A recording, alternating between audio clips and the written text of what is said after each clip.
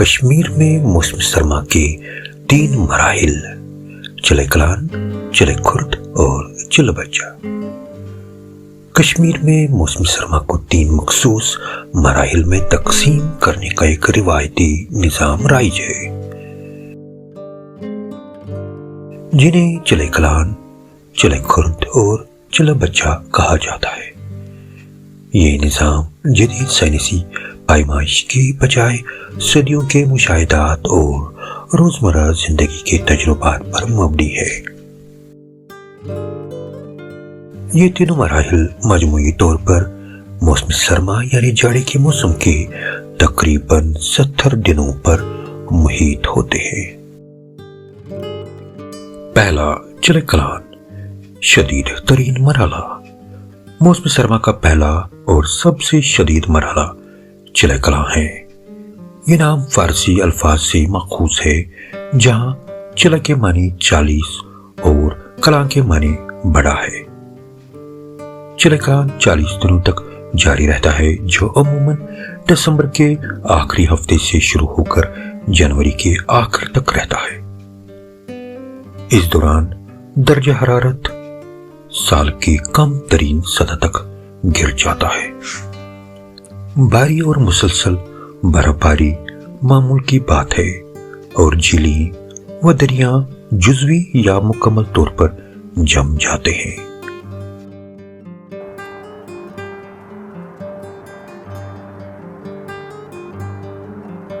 پانی کی سپلائی لائنیں منجمد ہو جاتی ہیں، بجلی کی معطلی بڑھ جاتی ہیں، سڑکیں اکثر بند رہتی ہیں اور گھر سے باہر نقل و حرکت انتہائی مشکل ہو جاتا ہے۔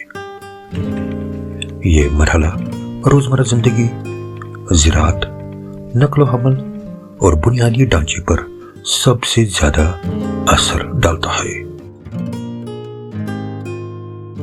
دوسرا مرحلہ، چلے خرد۔ چلے کلاں کے بعد چلے خرد کا آغاز ہو جاتا ہے، جو موسم سرما کا دوسرا مرحلہ ہے۔ فارسی میں خرد کا مطلب چھوٹا ہوتا ہے، جو اس کی کم ہوتی ہوئی شدت کی علامات ہے۔ چلے خرد 20 دنوں تک رہتا ہے، جو عام طور پر جنوری کے آخر سے فروری کے وسط تک محیط ہوتا ہے۔ اگرچہ سردی برقرار رہتی ہے، لیکن پچھلے مرحلے کے مقابلے میں اس کی شدت کم ہو جاتی ہے۔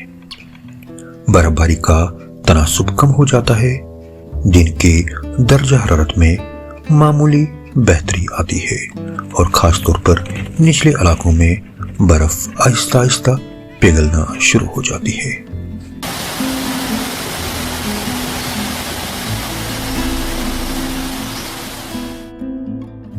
معمول کی سرگرمیاں آہستہ آہستہ بحال ہونے لگتی ہے، اگرچہ راتیں ابھی بھی انتہائی سرد ہوتی ہیں اور کوہرا پڑنا عام بات ہے۔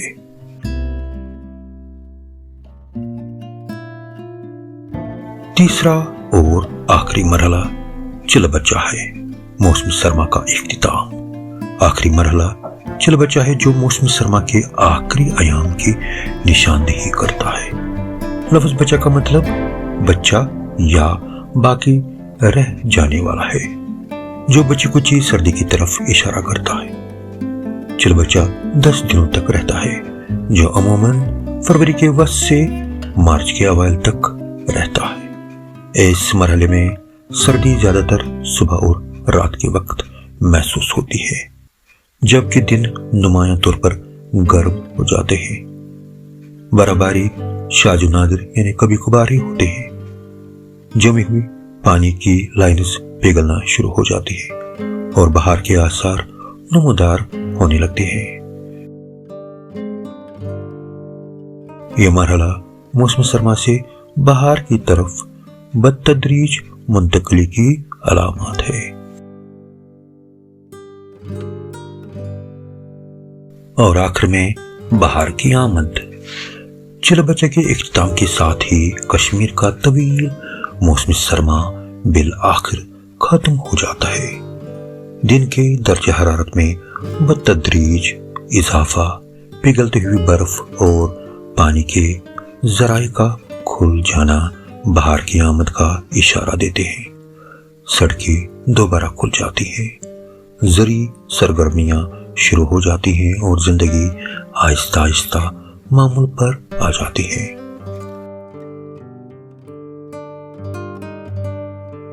दरख्तों पर शगुफे फूटने लगते हैं, खेत काश्तकारी के लिए तैयार होते हैं और लोग शदीद सर्दी की वजह से महीनों की तन्हाई से बाहर निकलते हैं। जुलाई के अदवार का इख्तिताम रिवायती तौर पर तजदीद और राहत की अलामत समझा जाता है, जो कश्मीर में एक नई ज़री और समाजी चक्र के आगाज की नवीद लाता है।